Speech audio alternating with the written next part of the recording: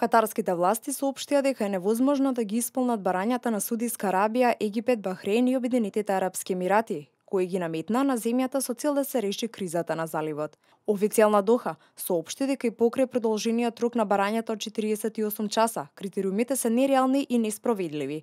На пресконференција во Доха, шефот на катарската дипломатија Мухамед Алтани одговорил дека не станува збор за тероризам, туку станува збор за укинување на слободата на говорот. Алтани додал и дека одговорот на катарските власти на барањата на арапските земји, кој му е предаден на емирот во Кувајт, е даден во контекст на почитување на државниот суверенитет, нагласувајќи дека Доха покажала добра волја и иницијатива. Исто така, Алтани ги оценил санкциите против Катар како нелегални. Тој им порачал на Обединетите арапски емирати да прекинат да ја загрозуваат репутацијата на неговата земја, а решение за кризата да се изнајде врз основа на диалог.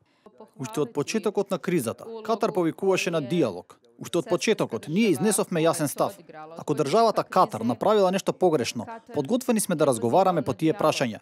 Но никој не може да ни наметнува и да ни кажува што да правиме кога станува збор за внатрешни државни прашања. Предходно, 4 арапски земји му го продолжија рокот на Катар да одговори на листата од 13 барања. Меѓу нив беше вклучено и барањето за затварање на телевизијата Ал Джазира, на турската воена база која се наоѓа во Катар, како и ограничувањата на односите со Иран. Овие земји беа првите кои на 5 јуни ги прекина дипломатските односи со Катар, обвинувајќи ја земјата дека поддржува тероризам и поради врски со Иран, кој е регионален ривал на Саудиска Арабија. Катар ги демантираше овие обвинувања.